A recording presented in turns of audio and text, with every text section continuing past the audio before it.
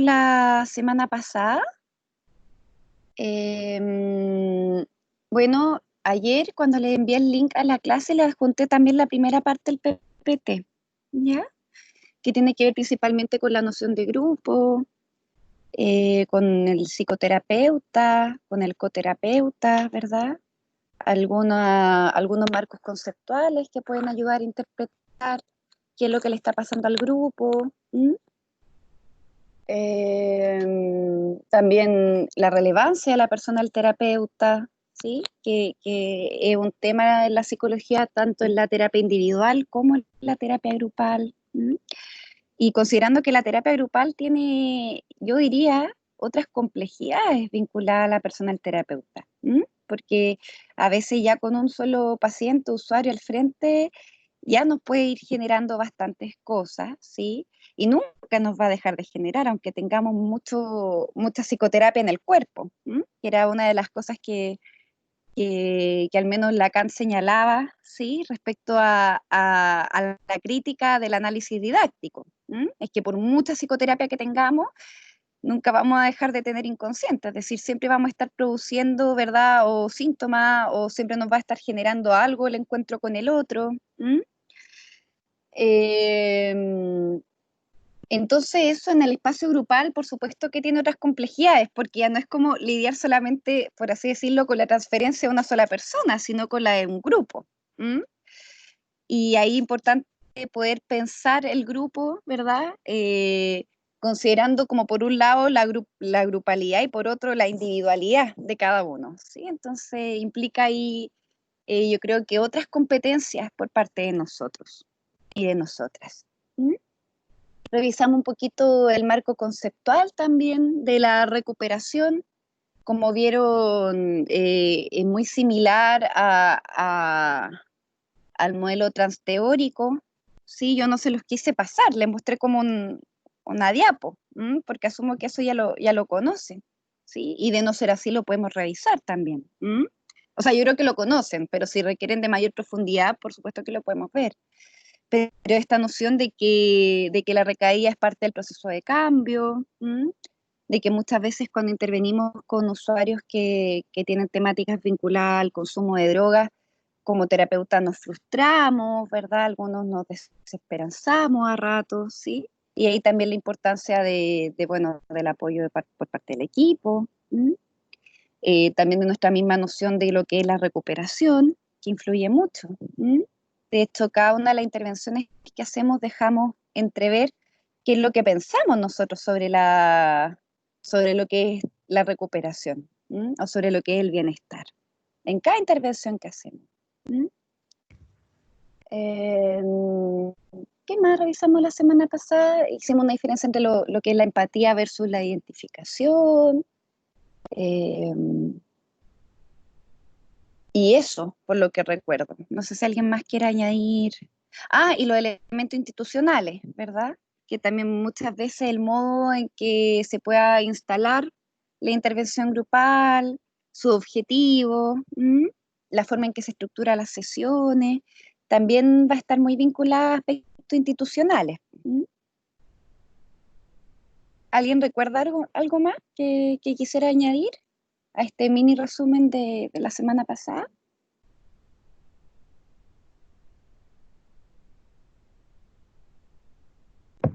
Vimos también como los participantes y los perfiles de los participantes, criterios de inclusión, de exclusión, que eso no era menor, digamos, para la constitución de los grupos. Exacto. ¿Verdad? Sí, tal cual, criterios de inclusión y exclusión, y también como ciertos grupos especiales que pueden ser público objetivos de nuestras intervenciones grupales. Sí. Ya pues, entonces vamos con la segunda parte.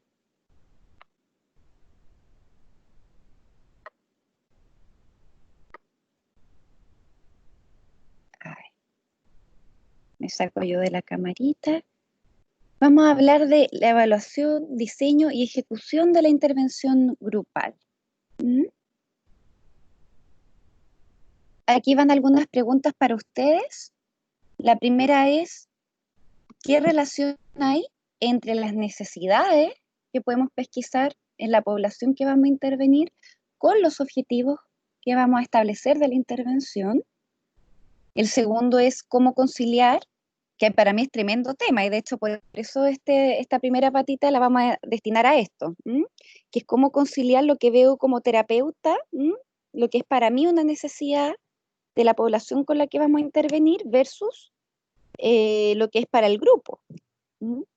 Y también yo creo, y una distinción que vamos a trazar acá, es que hay distintos tipos de grupos sobre los cuales intervenimos, también dependiendo como de la acción que queremos realizar, ¿verdad? Porque hasta ahora no hemos centrado particularmente en lo que es como el grupo de usuarios en tratamiento, ¿verdad?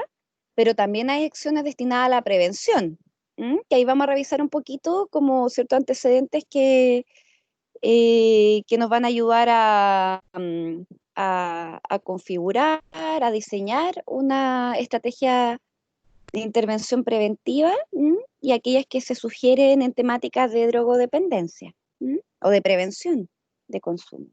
¿Sí? Y por último, ¿qué estrategias conocen para identificar las necesidades? Entonces aquí esto es libre, pueden agarrar cualquier pregunta de las que estén planteadas ahí. Profe, ¿Sí?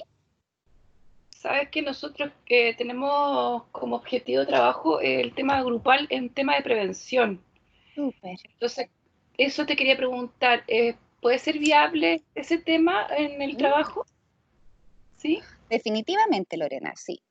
Sí, ya, perfecto. Muchas De hecho, gracias. hoy día vamos a entrar como un poquito más de lleno con lo que es prevención. Sí. Ya. Muchas gracias. Oye, Lorena, aprovechando la pregunta que me Ujú. hizo, ¿puede responder alguna de las tres preguntas que están aquí? Lo que pasa es que el trabajo nosotros estamos enfocando en prevención, en charlas grupales para grupos objetivos de un colegio vulnerable de, por ejemplo, primero, segundo, tercero y cuarto medio. Entonces serían los focos. El tema de la edad, obviamente, es como hasta los 18 años, porque eso es como la variable la educacional. Pero el Ah, tema es centrado en la prevención, en conocer los efectos que produce la droga y ajá. entregar por medio de la entrevista un espacio para generar una reflexión y comprensión del consumo de droga, siendo el objetivo saber qué daños produce a nivel neurológico, educacional e impacto social. Ese es como Ah, lo que ese es como tenemos. el tema que están trabajando. Sí, sí. Súper. Oye, Entonces, Lorena, y en tu experiencia, por ejemplo, ¿qué vínculo crees que hay entre lo que son las necesidades, por ejemplo, esta población objetivo que ya tienen delimitada, con los objetivos de intervención? ¿Qué vínculo hay? ¿qué vínculo hay con la población objetivo versus? Las necesidades de la población objetivo con los objetivos que ustedes se propongan de la intervención. ¿Sabes? Lo que pasa es que nosotros nos estamos centrando como en una escuela, nos imaginamos, o así como en el Ajá, imaginario, de sí, una escuela, de un liceo del norte, por ejemplo, ajá, lo citamos en Copiapó, ¿ya? ujú, Entonces, considerando el tema de las variables demográficas, por decirlo así, ¿cómo es que se le llama? Territoriales, nos sí, situamos en ese contexto. ¿Por perfecto. qué? Porque el consumo de droga en el norte es bastante alto, hay distintos tipos de consumo, entonces, como estamos, quizás también habíamos pensado en Iquique, también en algún momento, con el tema de la Ujú, frontera y todo, de más acceso, entonces yo creo que era básicamente ahí el tema de la prevención, porque ah, siempre están expuestos. Entonces, la idea es que cuando estás informado, sabes los daños que produce y cuando también tienes las herramientas o la fortaleza de contar con, porque la idea también era integrar a los papás en esta parte del proyecto, ajá, también echarle a los padres súper. y también a los profes, pues, obvio, así que te integrar a toda la comunidad.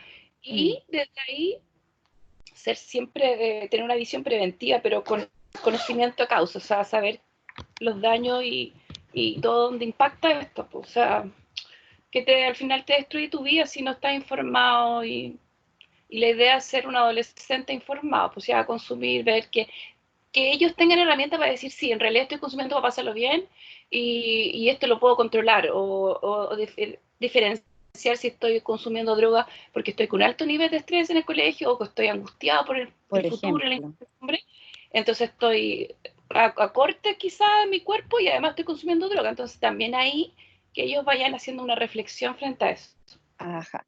Bueno, de hecho, la evidencia nos muestra que las intervenciones de prevención que incluyen a la familia son más efectivas. ¿Mm? ¿Sí? Claro. Es Súper. que ¿sabes qué es lo que yo pienso, Raiza? Es que el lenguaje del establecimiento educacional tiene que ser muy concordante con el discurso de la familia, Ajá. porque si no es muy esquizofrénico que por un lado el niño en el colegio le están diciendo que no tiene que haber, por ejemplo, maltrato, que no tiene que haber consumo de droga, y en su casa ve otra realidad, ¿cierto? Y la vive otra realidad.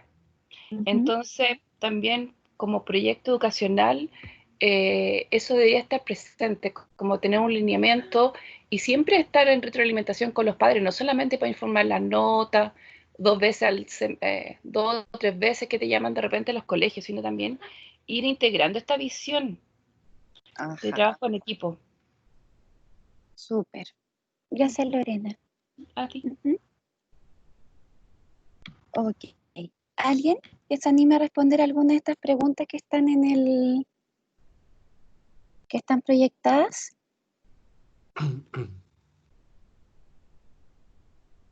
Yo, Nicolás. Vamos, Nicolás. Bueno, con respecto a la primera, dice qué relación hay entre la necesidad y el objetivo de la intervención. Eh, yo me imagino pensar como las necesidades del grupo versus las necesidades que tiene uno como terapeuta o de su trabajo hacer la intervención. Eh, yo pienso que tienen, bueno, todo que ver porque de alguna forma uno siempre tiene que intentar hacer calzar como las necesidades que tiene uno como terapeuta desde la intervención hacia las necesidades del grupo, como hacerlas coincidir. Quizás a veces los temas no Bueno, son tan afín, pero sí hay que buscar como la metodología de ajuste. ajá, Sí, bien, porque a veces los objetivos que uno tiene no son las mismas necesidades del grupo que uno va a intervenir. Entonces es exacto. necesario poder irlo adaptando. Ajá, sí, súper, tal cual. De hecho, la idea y lo que vamos a revisar ahora es cómo a través del proceso de identificación de necesidades, nosotros vamos a poder construir los objetivos de intervención. ¿M? Claro. Entonces, nosotros como terapeutas que vamos a intervenir en un grupo, primero tenemos que responder, por así decirlo, a la demanda institucional, ¿verdad? Es decir, Ujú. al sentido de por qué nosotros estamos en ese lugar, ¿m? Y al sentido, misión o visión que tenga la institución, ¿sí? O la organización. Y por otro lado, también paralelamente a las necesidades de los usuarios. ¿M? Entonces, eso es algo que vamos a tener que hacer calzar. ¿M? Gracias, Nicolás. Bueno. Y, y en esto de qué estrategias conocen para identificar necesidades. ¿Sabes que volviendo al tema del colegio, Raiza, siempre he planteado que las necesidades emergen desde el grupo, Ajá, ¿cierto? Desde lo comunitario, sí. desde dar desde ellos las necesidades y crear como un diagnóstico, desde lo que Ujú, ve el relator, el terapeuta, el profesional, y ahí generar un diagnóstico y presentar un proyecto eh, que sea aceptado por ejemplo, la universidad, en el colegio, la institución, porque tiene que tener este discurso creado en base a las necesidades. Po. Si no, no lo van a tomar en cuenta. Po. No lo van a exacto, tal cual. Lorena, muy de acuerdo contigo. Y en ese contexto, ¿qué estrategias conocen para pesquisar necesidades? ¿Cómo lo podemos hacer? si fuera en el colegio, dices tú, o en otro ámbito, o como herramientas técnicas. Si es técnica, así como, no, ser que la entrevista con el Por director, ejemplo, quizás con un jefe de UTP, con un jefe de orientación, por ejemplo, también, y ver las necesidades que tiene como cada curso. Cada curso tiene una propia identidad también como grupo y trabajar. Y, bueno, hay una gracia ahí porque uno puede trabajar el grupo y también con los entes que están quizás, o que son más disruptivos quizás, o que necesitan algún mayor señalamiento en ese sentido. Súper bien. Por un lado, tú dices que hay que entrevistar, por ejemplo, al jefe de UTP, al director o a la directora, ¿verdad? Y con el grupo, porque hacer entrevista de grupo, como a cada integrante del grupo, se nos iría mucho tiempo, ¿verdad? Sí, claro. ¿Cómo lo podríamos hacer? Lo que dices tú, pues, es el tema de ver qué la necesidad tiene la institución, qué necesidad tiene la institución, ya sea por visión o misión, y también quizás como lo que pide el ministerio, por ejemplo, que también podría ser un eje también de considerar. De todas maneras, tiene que estar alienado también como con... A propósito del modelo ecológico de Bronfenbrenner, ¿verdad? Tiene que estar alienado ahí las intervenciones que hagamos con el ecosistema, con las orientaciones técnicas que provienen ya sea del Ministerio de Educación, ya sea el SENDA, ya sea el Ministerio de Salud. Bien. Si podemos ocupar la entrevista individual para hacernos una idea de las necesidades, pero en personas individuales, ¿qué podemos ocupar en espacios grupales? ¿Qué se les ocurre?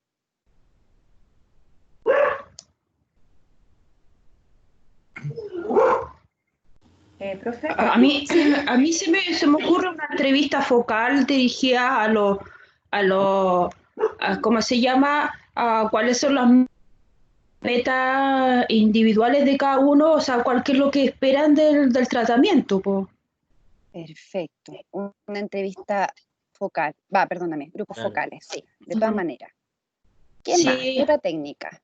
Yo igual coincido como con la colega ahí, hacer como un focus group, como ir preguntando como directamente pensando en una técnica, digamos, como de grupo, no sé. Sí. Y lo otro que se me ocurre, claro, es preguntar directamente parecido como lo que se hace en terapia de familia, donde uno va como de alguna forma co-construyendo el motivo, pues. Preguntarle a un integrante acerca de la impresión del otro, y así ir pudiendo como construir un objetivo en común.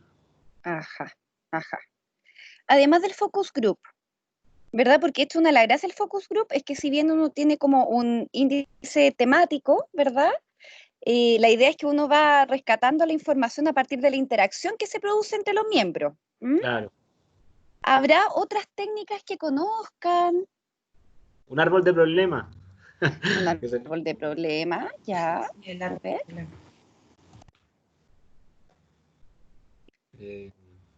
Una lluvia de ideas, no sé. La lluvia de ideas, ya, bien. Ok. Entonces vamos a revisar algunas estrategias para identificar necesidades, ¿sí?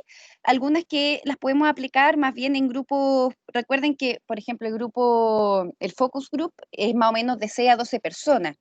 Entonces, en caso que queramos hacer intervenciones con mayor número de integrantes, podemos aplicar algo que se llama diagnóstico participativo, que se ocupa mucho en la salud comunitaria. También lo vamos a revisar, ¿ya? Entonces, ok. Una intervención debe comenzar por identificar las necesidades, porque estas van a ser el hilo conductor del proceso de intervención. Por un lado, va a requerir un estudio sistemático antes de intervenir, y por eso parte del trabajo que yo les pido tiene que ver con la recopilación de antecedentes, delimitar o más bien describir el perfil de la población objetivo, ¿verdad? En términos territoriales, sociodemográficos. Un esfuerzo para identificar y comprender el problema, un análisis de discrepancia entre donde estamos hoy y donde deberíamos o quisiéramos estar. ¿Sí? Para ello, podemos utilizar datos representativos de la realidad y también de las personas implicadas para esta identificación de necesidades. También recordar que, al igual que los diagnósticos en general, ¿sí? Que los diagnósticos en salud mental siempre van a tener este carácter provisional, que nunca va a ser tan definitivo ni tan completo. Es como una fotografía de lo que una fotografía del momento, ¿sí? Y proporcionar datos importantes para la generación de soluciones y toma de decisiones. Entonces, en la evaluación inicial previa, primero, la necesidad de llevar a cabo, ¿verdad? Esta evaluación inicial previa es inherente a cualquier intervención psicosocial. Y aquí interesante porque en algún punto se nos mezcla con la investigación, ¿sí? Quiera o no, cuando planteamos una intervención grupal, también vamos a tener que investigar. Entonces, muchas veces cuando uno hace intervenciones grupales, ¿por qué no? A uno le dan ganas, por ejemplo, podría sistematizar esta información, ¿verdad? Quizás publicarlo, porque en algún punto el proceso de analizar las necesidades, de hacer esta evaluación inicial, es una investigación previa. Por un lado, va a consistir en describir la población objetivo, por otro lado, en detectar y analizar aquellos fenómenos psicosociales que puedan conceptualizarse como problema o necesidad social. Esta parte es interesante porque en algún punto, como recordábamos antes, ¿verdad? La necesidad que yo voy a identificar la tengo que en algún punto pasar a ser objetivo, un objetivo de la intervención, ¿sí? Y en ese tránsito de necesidad objetivo voy a tener que buscar cómo operacionalizar la variable, ¿sí? Es decir, cómo yo voy a poder medir, ¿sí? Medir suena desde un enfoque muy cuantitativo, pero no necesariamente, porque esto podemos, ahí lo vamos a conversar en la parte de evaluación de la intervención, pero medir me refiero, más allá de si es el enfoque cuantitativo o cualitativo, sino cómo yo me voy a dar cuenta que mi intervención cumplió los objetivos que yo me había propuesto. Y ello implica tomar la necesidad, transformarla en objetivo y este objetivo operacionalizarlo. Y en tercer lugar, evaluar las necesidades y o problemas sociales, estableciendo una priorización de los objetivos en función del contexto donde se va a desarrollar la posible intervención. Y de hecho, la priorización nos va a ayudar a ver, bueno, cuáles son aquellas cosas que son más urgentes para la población que vamos a intervenir. La priorización nos ayuda a poder hacer calzar lo que yo creo que es importante para ellos con lo que ellos creen que es importante. Y por supuesto en función del contexto, ¿sí? Porque van a haber contextos en los cuales, por ejemplo, van a haber demasiadas necesidades, algunas quizá hay recursos, no sé, endógenos, exógenos que puedan aportar a que esa necesidad sea satisfecha, pero en otros casos no. Entonces aquí, bueno, eso así como evaluación inicial previa. Con respecto al diseño y a la ejecución, ¿verdad? Esta sería la segunda patita después de la evaluación inicial, la cual tiene primero un carácter técnico, vinculada a definir los objetivos, es decir, operacionalizarlos, como por ejemplo, regulación emocional o identificación de emociones, ¿sí? Muchas veces las intervenciones que están enmarcadas o sea, en grupo se orientan al tema de la regulación emocional, a propósito de que quizá es una población que se caracteriza por la desregulación emocional, ¿sí? O, no sé, el establecimiento de relaciones caóticas interpersonales. Entonces nosotros ahí podemos decir, ok, ya, este es un problema en la actualidad, esto le está pasando, ¿sí? El punto es cómo yo digo, ok, mi objetivo va a ser regular, no sé, favorecer la regulación de emociones. Pero ¿cómo lo puedo evaluar? Por otro lado, delimitar las estrategias interventivas, analizar los recursos endógenos y exógenos necesarios y la organización programática de la intervención. Yo me quiero detener acá un poquito en el análisis de los recursos endógenos y exógenos, justamente porque en lo que es temática grupal, el día de hoy tenemos un gran problema, que lo habíamos señalado la semana pasada, que tiene que ver con el mismo hecho de la cuarentena. Yo le estoy pasando materia que es como prepandemia, ¿sí? Sin desconocer que hubieron pandemia antes, pero me refiero a que la intervención grupal como espacio para favorecer, qué sé yo, la adherencia a tratamiento o, no sé, la prevención de consumo, en términos de recursos nos pone en jaque, ¿sí? Nos pone en jaque porque en algún punto vamos a necesitar de que nuestros usuarios o nuestro público objetivo, ¿verdad?, pueda contar con ciertas herramientas para ser parte del grupo, ¿sí? Como hablábamos en la sesión anterior, como las nuevas características que tiene el grupo, ¿sí? Me refiero, puntualmente como vía internet, como grupo virtual, ¿sí? Bueno, necesarios y la organización programática de la intervención, que tiene que ver con la programación, ¿sí? De cada sesión, de las actividades que se van a realizar, ¿sí? Con la estructura formal de la intervención.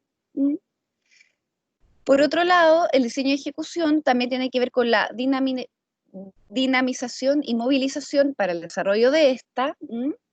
Y por último, una tarea de consultoría y de educación, ¿sí?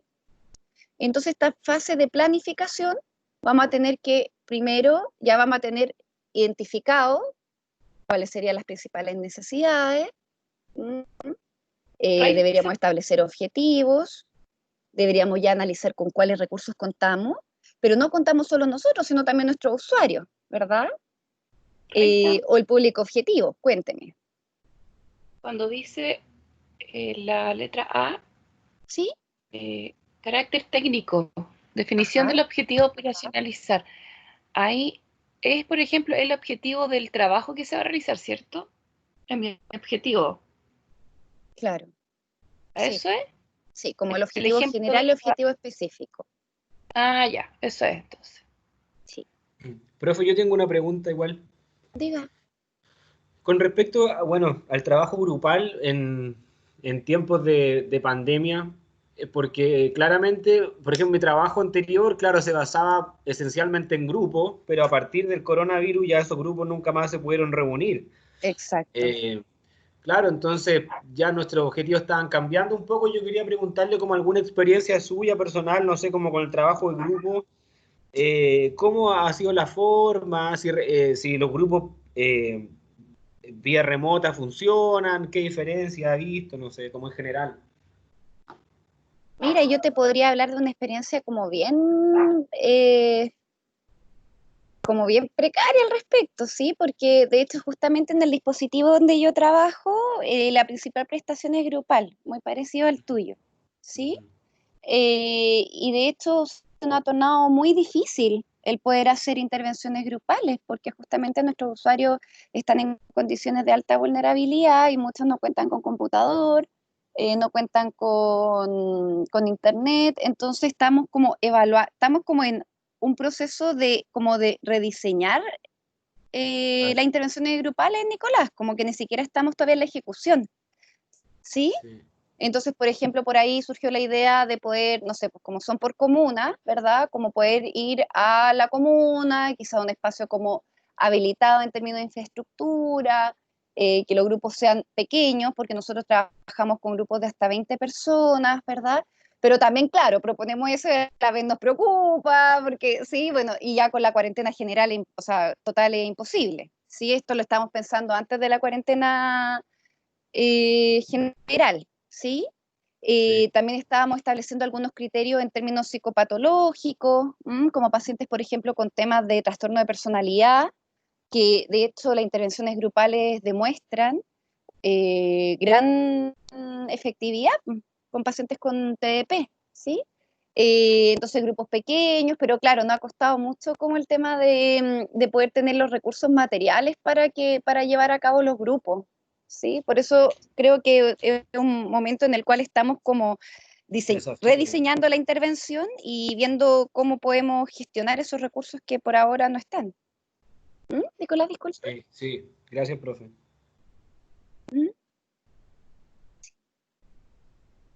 Súper.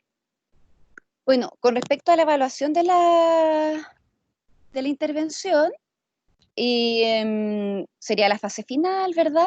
Pero es interesante porque uno piensa que la evaluación de la intervención debiese ser necesariamente al final, pero no necesariamente, ¿verdad? Es como recordamos, no sé, pues recordemos la sesión anterior donde uno como terapeuta, en el caso de que cuente con un coterapeuta, igual va evaluando la intervención, como sesión a sesión, viendo si es que las actividades son pertinentes. Eh, entonces, bueno, pero ya como de forma formal, ¿verdad? La evaluación se realiza al final, requiere de las consideraciones de los criterios que se ciñeron en la primera fase de diseño, ¿verdad? Entonces, comprobar el grado de consecución de los objetivos, esta parte importante, detección de posibles errores o efectos no deseables, o bien efectos no previstos, ¿sí? Porque hay efectos que tiene la intervención grupal que no necesariamente no son deseables, sino que no fueron previstos al comienzo de la evaluación. Entonces, estoy jugando, imagínense usted haciendo una intervención, no sé, de prevención en la comunidad, no sé, en el centro de adultos mayores de tal comuna. Y tienen sus objetivos claros, ¿verdad? Los objetivos específicos, las actividades, pero de repente se dan cuenta que este mismo grupo empieza, no sé, a autogestionarse y armar, no sé, una asociación, ¿sí? Quizás eso no estaba previsto en su intervención, pero fue un efecto de la misma. ¿Mm? Entonces ahí como igual es importante distinguir entre efectos no deseables y efectos no previstos. Bueno, que se produjeron en el transcurso y que son susceptibles de ser corregidos a partir de nuevas intervenciones. Evaluar si el uso que se está haciendo de los recursos disponibles es el adecuado y en qué medida se logran los objetivos propuestos inicialmente. ¿Mm? Y me quedé un poquito al debe el tema de los recursos, ¿sí? Porque con recursos estamos pensando tanto recursos de infraestructura, recursos de materiales, ¿m? Recursos del terapeuta, como recursos humanos, ¿sí? De las propias habilidades del terapeuta, las competencias que tenga, la capacidad de dirigir el grupo, pero también los recursos de los usuarios. ¿M? Yo creo que hay una mala maña en salud que en general cuando nos enseñan, por ejemplo, psicopatología, ¿verdad? Hacer el examen mental o recabar antecedentes de las historias clínicas, ¿sí? Independiente del dispositivo, ojo, hemos tenido una formación muy orientada como a la pesquisa de la alteración, ¿sí? Entonces no es raro encontrar, por ejemplo, no sé, pues el usuario no presenta, qué sé yo, sintomatología positiva, actualmente no está maníaco ni hipomaníaco, no presenta ideación suicida, ni, no sé, ¿sí? Y Se en pone algún lo que punto no nos tiene. cuesta, exacto, sí, se pone lo que no tiene. Mm. Yo creo que algo como de nuestra formación en general en salud, como que nos cuesta pesquisar, como darle, no pesquisar, yo creo que no nos cuesta pesquisar, pero como darle nombre, nominar los recursos. Y muchas veces cuando los nominamos son como bien psicologizantes también, así como capacidad de insight, ¿sí? O conciencia de enfermedad. ¿Mm? Eh, bueno, esta fase puede convertirse en una nueva evaluación inicial para nuevos programas en función de las conclusiones acerca de la consecución o no de los objetivos propuestos. Profe, disculpa, no me quedó claro Dígame. lo que dijiste. Hablar desde el diagnóstico. Tú dices que cuesta nominar los recursos. ¿Eso es lo que entendí? ¿Eso es lo que hay que entender? ¿Está bien o no? Te escucho. Dale, Lorena, desarrollalo un poquito más. No, es que no entendí, pues eso es lo que tú estabas hablando, que era como una... ¿Qué es qué es lo que nos pasa como psicólogos? Que nos centramos como en el diagnóstico para elegir a los participantes del grupo. ¿Eso? Mira, más que No, para elegir, no, me estoy saliendo un poquito de los criterios de selección propiamente tal, ¿m? sí, sí. Y estoy yendo un poquito a cuando uno realiza una evaluación en general, ¿sí? Y no solamente la psicología, sino que también yo, por ejemplo, le hago clase a los becados de psiquiatría de la USACH y de la Mayor allá en el Barro Luco, y también un tema que le damos unas vueltas, porque es como la formación es muy orientada a pesquisar alteraciones, ¿sí? Sí. El no tiene esto, no tiene esto otro, entonces está bien, ¿sí? Está como compensado. ¿M? Pero nos cuesta mucho, incluso a los psicólogos muchas veces, como nominar cuáles son los recursos de nuestros usuarios, nuestros pacientes. Ya, ¿M? perfecto, ahí entendí. Sí, Los por ahí va. recursos. Ujú. O sea, no centrarse, por decirlo así, en un diagnóstico negativo, sino también ver la habilidad, la destreza o todo el potencial que puede tener la persona también para estar en ese grupo. Pienso yo, pues. Por, por ejemplo, de Claro. todas maneras. Y como la parte de los potenciales, los recursos, cuando uno lo escribe, te juro que yo creo que nos cuesta describirlo. ¿Sí? Ya. Al menos eso es algo que como en experiencias más locales yo he podido como rescatar, como la dificultad de poder describir los recursos que tiene nuestro usuario. Y claro, y en caso que los describimos, siguen siendo en un lenguaje muy psicologizante o muy psiquiatrizante, ¿sí? Como mencionaba anteriormente, como el tema de, presenta conciencia de enfermedad, perfecto, genial, ¿sí?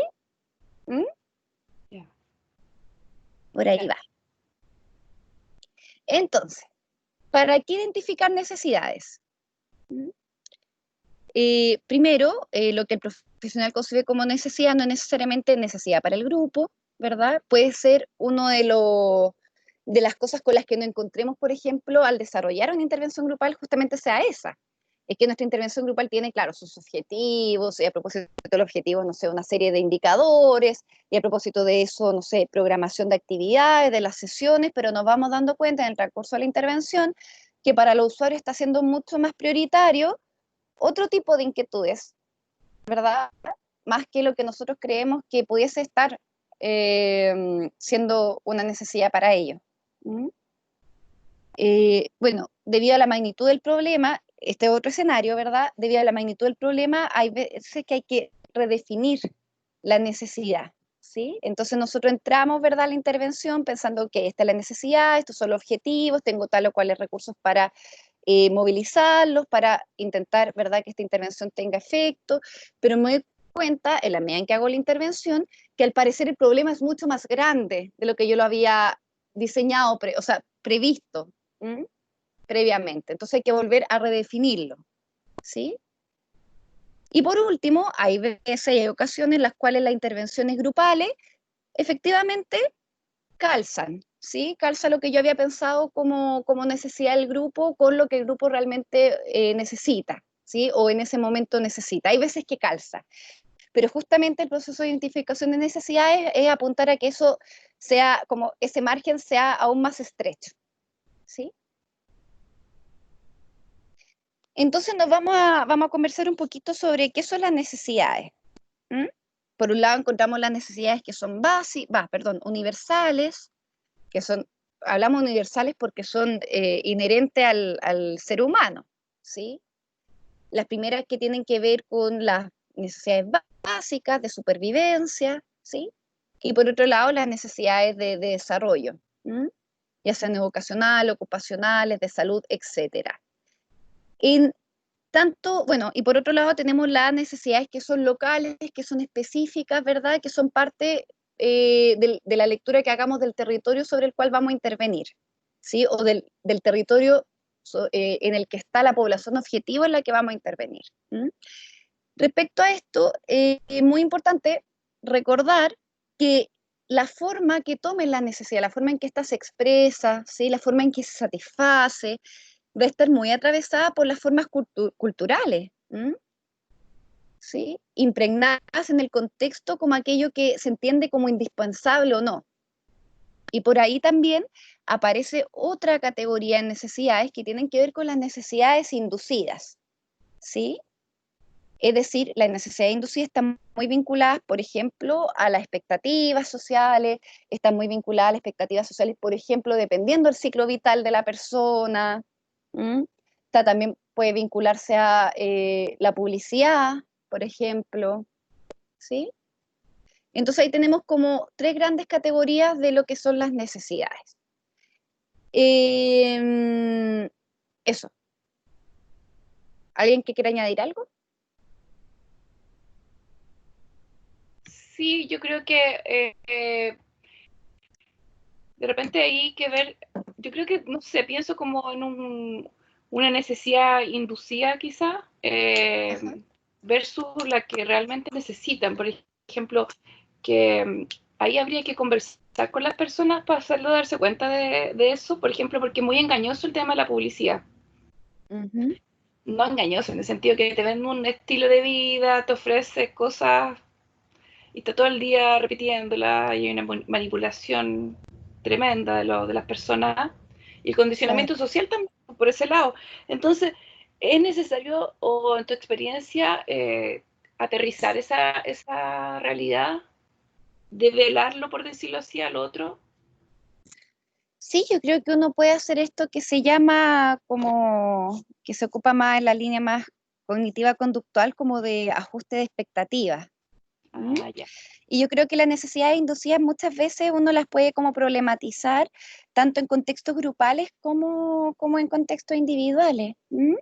Estoy pensando un poquito Ya. como esto del yo actual y el yo ideal. Me estoy quizás yendo para otro lado, quizás como a la teoría más humanista, ¿verdad? Pero muchas veces las personas, los usuarios con los cuales intervenimos sufren mucho porque tienen como, se ven como están ahora, tienen como un ideal bien extremo de cómo quieren ser y en ese gap, ¿verdad? Como en ese intermedio puede generar mucha frustración. ¿Mm? Y sabemos que la frustración invita a desplegar ciertas estrategias que pueden ser más o bien menos adaptativas. ¿Mm? Claro. ¿Tú dijiste ajuste cognitivo o no? ¿Esa es la palabra? Se llama ajuste de expectativas, Ya, perfecto, gracias. sí, que es un término que se lo saco al cognitivo conductual, sí.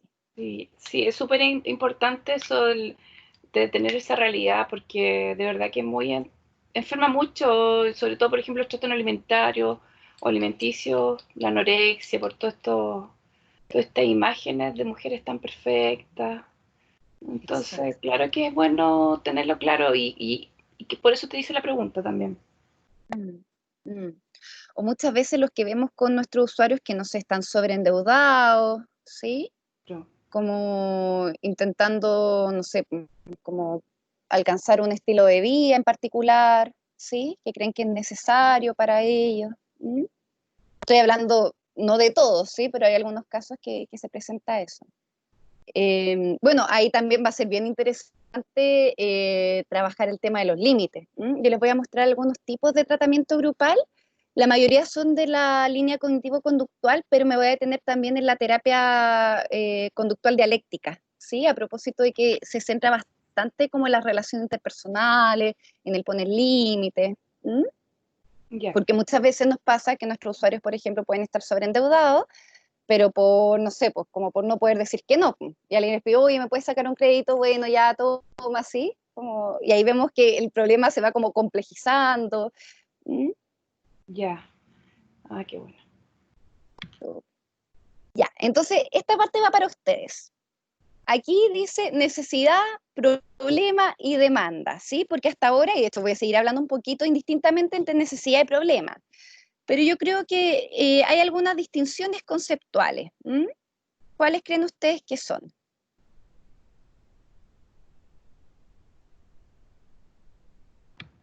El problema se puede solucionar y hay que definirlo, que si es un problema o una queja, por Ya, ejemplo. Por ejemplo, cuando ajá, estás detectando necesidades, ver si es una necesidad o una queja de la comunidad, por ejemplo.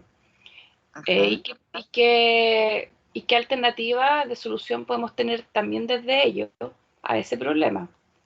ajá. Y la demanda podríamos considerarla como una demanda quizás institucional, perdón. Y también, en base a los proyectos, esto cuando hablamos que si era del Ministerio de Educación, si era de Senda, una normativa que se debía implementar. Y la Ajá, necesidad quizás contar con las personas capacitadas para abordar esa necesidad. ajá, bien. Súper, Lorena, gracias. Demanda puede ser demanda institucional. ¿Alguien más?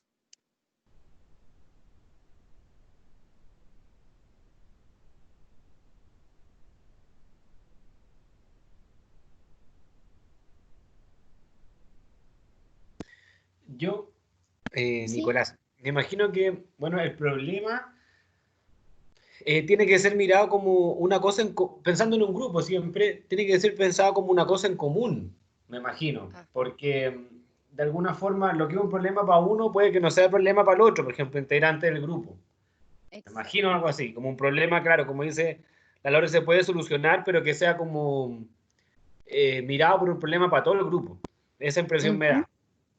Sí. Y necesidad y demanda yo pienso que tiene que ver más como con la diferencia de eso, entre grupo y institución.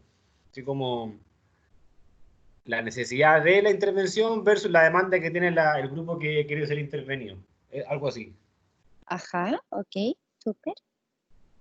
Gracias, Nicolás. Bueno. ¿Alguien más?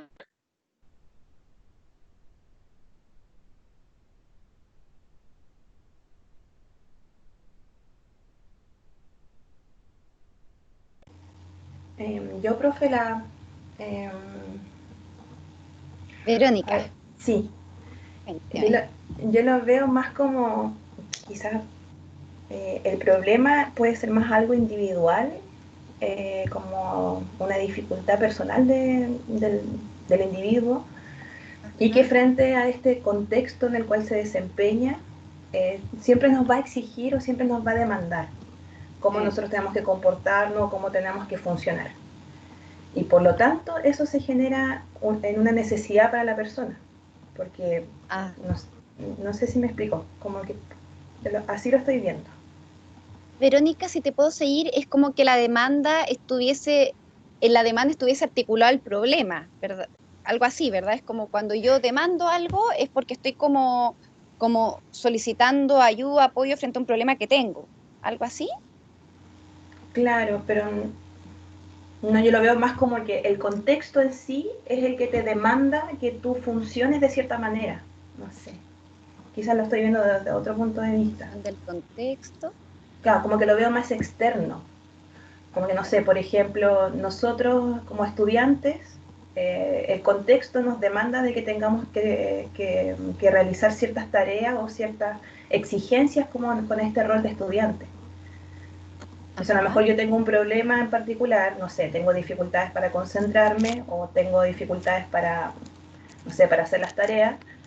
Y finalmente yo creo esta necesidad, como que tengo un problema, el contexto me demanda o me exige que yo tengo que funcionar bien como estudiante y por lo tanto se crea Ajá. esta necesidad. Ok, muy bien. Súper.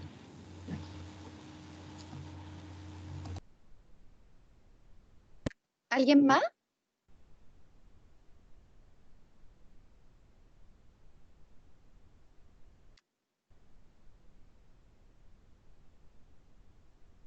Se puede hacer como con un ejemplo igual, ¿o no? Estaba pensando.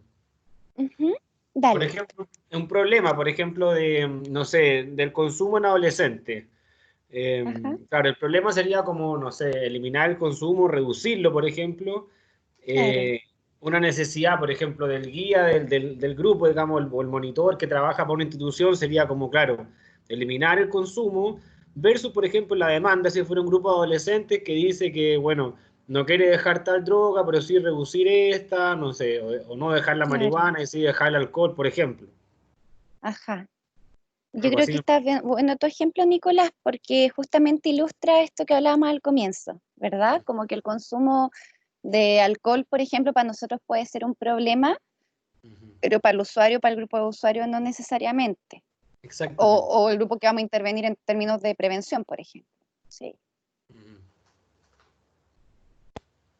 Entonces ahí quizá es interesante, porque para nosotros el problema es, no sé, pues el consumo de alcohol en adolescentes, pero quizá ellos Ahí tienen después. otro tipo de problemas que podemos vincular al consumo de alcohol. ¿Mm? Claro. Sí, súper. Ya, entonces, ¿cómo identificar estas necesidades? Pueden utilizarse instrumentos de naturaleza cuantitativa, ¿verdad? Como cuestionarios, o bien de naturaleza cualitativa, como entrevistas en profundidad o grupos focales, ¿verdad? Pero entrevista en profundidad la vamos a dejar, por ejemplo, cuando queramos, no sé, pues como comentaba la Lorena, esto de entrevistar al director, al jefe de UTP, porque insisto que la entrevista en profundidad en grupo es como mucho tiempo que podemos como a través de otras técnicas recabar la información. Bueno, la elección de los instrumentos va a depender de la naturaleza de lo que se quiera evaluar, en los tipos de indicadores que vamos a tener, ¿verdad? Las fuentes de información que vamos a acceder, que vamos a revisar, de los recursos humanos y económicos disponibles, ¿sí? Del tiempo de ejecución de la evaluación, del diseño que se escoge, y por supuesto también de la perspectiva conceptual y metodológica. ¿Mm?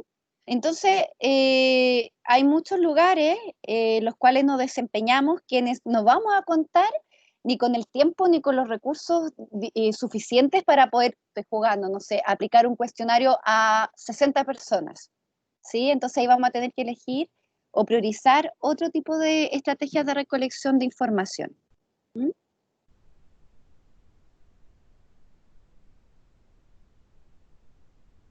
Bueno, con respecto a los métodos cuantitativos, como ustedes saben, nos permite recoger información expresada en números, se van a utilizar principalmente durante la evaluación del proceso, ¿verdad? Y el impacto y los resultados de este. A diferencia de los métodos cualitativos, los cuantitativos se pueden establecer conclusiones estadísticas, pero ahí, ojo, porque para llegar a conclusiones estadísticas, ustedes saben que hay que tener como una muestra que permita hablar de que sea una muestra significativa, ¿m? Que sea representativa para la población. Bueno, hay autores, ¿verdad?, que mencionan que el cuestionario es la técnica más usual en la evaluación de necesidades. Es importante en el considerar que el cuestionario, ¿verdad?, tiene cierto contenido, es decir, qué es lo que se pregunta, ver si es que aquello que se pregunta está orientado a, por ejemplo, no sé, estoy jugando, los criterios de ingreso para la intervención grupal, o bien se orienta a los indicadores que voy a tomar para ver si es que la intervención tuvo efecto o no. ¿Mm? Y también el formato, po, de cómo se pregunta, ¿verdad? Si son preguntas abiertas, si son cerradas, qué tan largo el cuestionario, etcétera. Entonces, para ello podemos utilizar cuestionarios validados, como el audit, el cuestionario de salud general, ¿verdad? Que este se ocupa harto en APS, ¿m? O también crear nosotros un cuestionario, ¿sí? A propósito de lo que, como de nuestro conocimiento directo con la población objetivo. ¿M? Y la idea es que si nosotros creamos el cuestionario, es importante que este también sea supervisado por alguien que tenga relación directa con el grupo al cual vamos a intervenir. ¿M? O bien también el cuestionario creado puede ser como, eh, eh, a ver cómo decirlo, refinado también con los mismos usuarios, con el mismo público objetivo. ¿Sí? Entonces la gracia de ocupar un cuestionario es que nos va a permitir, por ejemplo, como de forma objetiva, decir, ah, ya no sé, por ejemplo, efectivamente disminuyó el consumo, ¿sí? O en el cuestionario de salud general, ah, ya, efectivamente, no sé, ha realizado mayores actividades de autocuidado, ¿sí? O si ocupamos, no sé, cuestionarios vinculados al estadio motivacional, ¿verdad? Podemos decir en un antes y un después, ¿verdad? Que la intervención grupal tuvo tal o cual efecto, porque, no sé, se pudo transitar de una fase, qué sé yo, precontemplativa a contemplativa. ¿Mm? Y por otro lado, tenemos métodos cualitativos que son abiertos y que son particularmente valiosos como cuando uno está probando, o en esta fase de prueba, de piloto, de los procedimientos de actividades que vamos a realizar. La gracia de los métodos cualitativos es que permiten al evaluador conocer los sentimientos, las creencias y las impresiones de la gente que participa en la evaluación. Entonces, a modo general, para obtener la información, por un lado, accedemos a fuentes o unidades de análisis, ¿verdad? Por un lado están en términos de objeto los documentos, los artefactos, las situaciones, en términos de sujeto los individuos, la familia, las comunidades, ¿sí? Como unidades de análisis, y por otro lado el método que vamos a ocupar, que va a ser o cualitativo o cuantitativo. ¿Mm? Ahora vamos a revisar algunos métodos cualitativos. Ah, pero antes, como, ¿qué métodos cuantitativos conocen? ¿Cuáles creen que se pudiesen aplicar, por ejemplo, al grupo al trabajo que están preparando para este módulo? Yo puse dos cuestionarios que son como los que uno más conoce, pero hay otros que ustedes conozcan.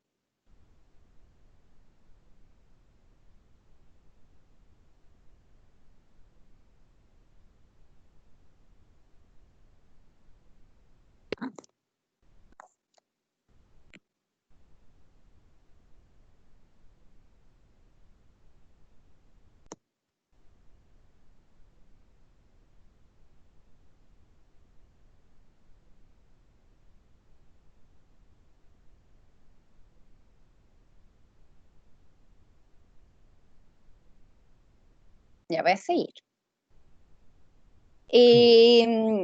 Nicolás. No, o sea, yo estaba pensando, profe, en eso que son como checklist, así como, no sé, los que se ocupan como el Audit, el ASIS, o ese tipo de, no sé si son cuestionarios esos, son como un listado. Ajá, ok. Eh, súper. Ujú. Bueno, con respecto a la metodología cualitativa, tenemos los grupos focales. Profe, Sí, dígame. disculpe, yo estaba Sí. pensando así como, no sé si tiene relevancia, pero estaba pensando en cuestionarios como el GAF, por ejemplo, que mide aspectos de funcionalidad Ajá, del individuo. ajá, Sí, a lo mejor puede ser relevante en términos de cómo el individuo se desempeña afuera del grupo, si está trabajando o no, el grado, también mide el grado eh,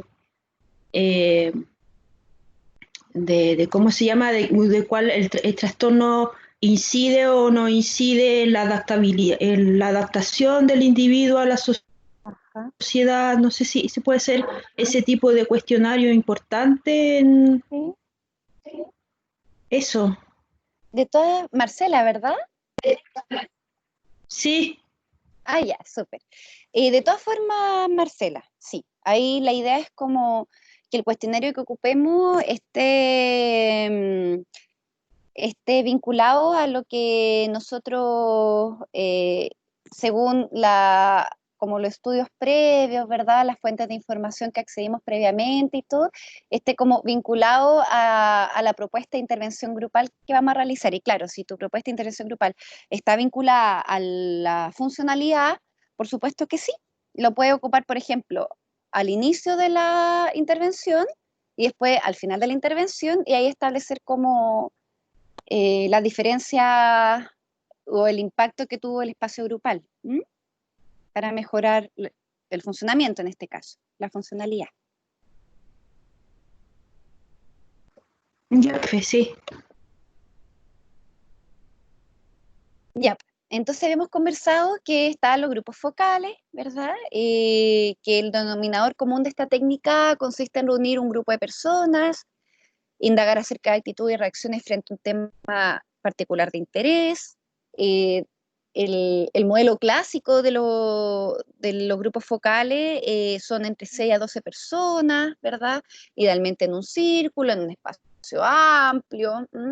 Y debiese durar entre 90 minutos, ¿verdad? A 120 minutos. Eh, Como ustedes saben, para los grupos focales es importante tener un temario previo, ¿sí? Construir un temario. Esta construcción del temario va a implicar que nosotros previamente investigamos, nos interiorizamos un poquito sobre, al menos en la literatura, sobre las necesidades que pudiesen presentar las personas, sobre las cuales vamos a intervenir. Como saben, hay un moderador, también hay un observador, ¿sí? El moderador se va a limitar a hacer intervenciones puntuales, principalmente aclarar opiniones o introducir y concluir los tópicos de discusión. La idea es permitir que la discusión fluya eh, y buscando la respuesta en el marco de la interacción entre los participantes del grupo. ¿Sí? Ahí la idea de los grupos focales, más que como, ya, yo hago una pregunta, alguien responde y yo la anoto, es como poder analizar qué se pone en juego en la interacción entre los mismos participantes. ¿Mm? Es importante que el moderador y el observador intercambien impresiones sobre el desarrollo grupal, sobre aquellos aspectos más relevantes en cada encuentro, eh, y establecer diferentes etapas de trabajo, ¿verdad? Como el pregrupo, el grupo previamente tal y un postgrupo. Ahí depende, como, insisto, como que yo siento que el modo en que vamos a aplicar estrategias metodológicas para recolectar información también depende mucho de los recursos institucionales con los cuales contemos. El análisis de los resultados pueden ser realizados en base a categorías previamente elaboradas, ¿sí? O más bien de un modo inductivo, es decir, vamos generando categorías a propósito de las temáticas que aparecen en la interacción. Entonces, la idea es que el análisis se pueda hacer desde la organización de temas, es decir, hacemos un análisis temático, ¿verdad?, que sería el procedimiento más indicado en la literatura.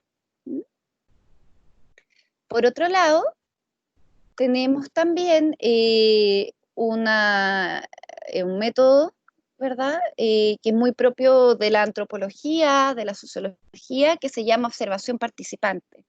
Yo pensaba que, por ejemplo, en unidades tales como, o en dispositivos sanitarios, ¿verdad?, tales como, no sé, un hospital de día o una comunidad, ¿sí?, la observación participante puede ser una estrategia bien interesante para poder plantear intervenciones grupales, porque justamente uno está, no es como el ambulatorio, ¿verdad? Que uno ve, ok, un usuario, después otro, ¿sí? Como que justamente hay dispositivos que nos permiten interactuar con mayor cotidianidad con los usuarios y usuarias. Bueno, entonces en este sentido está la observación participante. Como saben, es una estrategia propia de la antropología y la sociología, se interactúa con los miembros e implica pasar un determinado periodo de tiempo. Es decir, se espera que uno comparta un cotidiano, ¿sí?, el cotidiano con las personas. Se observa el conjunto de las reglas formuladas, aquellas que son explícitas o implícitas en el grupo social, la forma en que se obedecen o cómo se transgreden. También es importante la observación participante, hacer como una lectura de la dinámica grupal, ¿verdad? Por ejemplo, las amistades, si es que hay antipatía, simpatía, la alianza, como componentes del grupo. Y también, como se llama observación participante, va a implicar que nosotros, como en esta fase de evaluación de necesidades, ¿verdad?, podamos participar en actividades que participan las personas, como para poder impregnarnos más de la cotidianidad. Esta estrategia debe ser aplicada cuando el objetivo es tener el máximo conocimiento sobre un determinado fenómeno o situación desde la perspectiva de quien lo vivencia. Entonces, en ese sentido, la observación participante nos permite no solamente como acceder a la experiencia subjetiva de las personas, sino también a cómo se desenvuelven en su cotidianidad, los códigos que utilizan, ¿sí? Durante todo el proceso, el observador debe realizar apuntes sobre lo que se observa. Y ahí está como esta estrategia del cuaderno de campo. El cuaderno de campo es este instrumento que se utiliza para recolectar las observaciones realizadas. Entonces, bueno, una desventaja, yo traté como de situar harto la observación participante, sacarla un poquito del ámbito de la antropología y la sociología y situarla más como cuando queremos plantear una intervención grupal. Pero claro, como que yo pienso también que influye mucho, no sé, pues como el tiempo que podamos tener cuando estamos trabajando en un dispositivo, como el tiempo que realmente podamos destinar a utilizar esta estrategia en particular.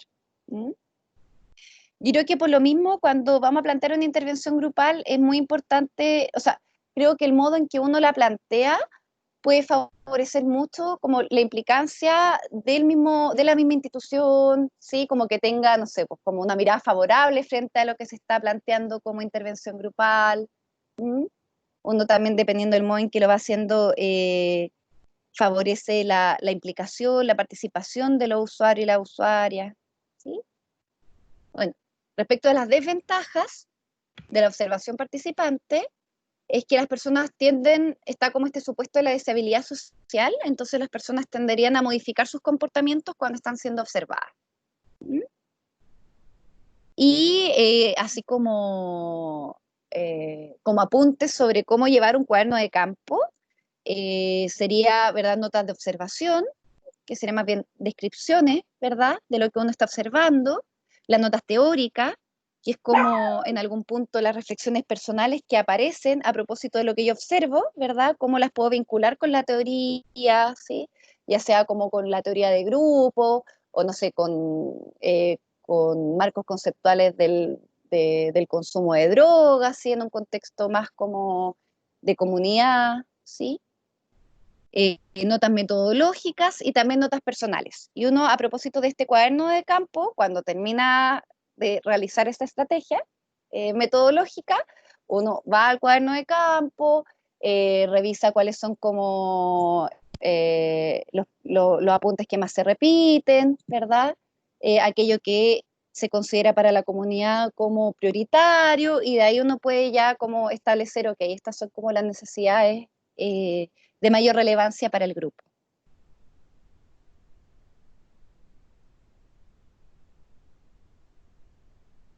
Preguntas, comentarios.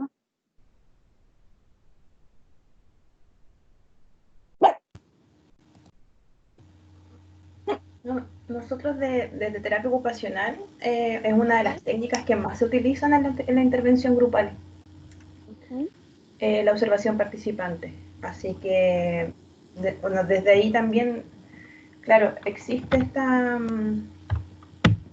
quizás dificultad, o como dice el último punto, las desventajas de que las personas puedan sentirse observadas.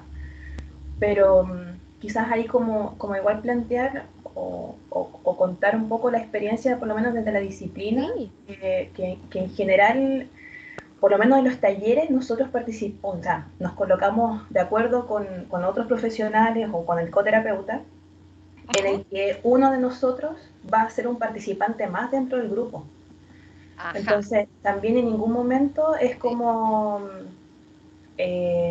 la sesión la vamos a hacer para realizar una técnica de observación participante, sino que dentro de la misma actividad o dentro del mismo taller que ya teníamos programado, entre los profesionales nos colocamos de acuerdo y el coterapeuta o uno de nosotros aplica esta técnica, pero de verdad que participamos como, o sea, si vamos a, no sé, a realizar alguna actividad interactiva, o sea, nos tiramos al suelo, Claro. saltamos, gritamos, igual que los mismos usuarios, somos uno más finalmente del grupo. Y eso de verdad que es bastante rico en antecedentes, porque el mismo usuario o el mismo grupo interactúa contigo, entonces tú, por ejemplo, puedes evaluar, no sé, las habilidades de comunicación e interacción. Cómo comparte contigo, cómo te responde, quizás de repente cómo te enseña también a hacer la misma actividad, es bastante beneficiante. Súper. Gracias, Verónica. Okay. O sea, mi impresión, Verónica, porque claro, como que uno en los dispositivos de salud trabaja harto con terapeutas ocupacionales, a mí mi impresión es que ustedes tienen como mucha formación en lo grupal. Sí. Sí, son como las actividades, o sea, es que las actividades individuales a veces, bueno, igual también nos pasa con usuarios que tampoco tienen la menor idea de lo que hace el terapeuta ocupacional.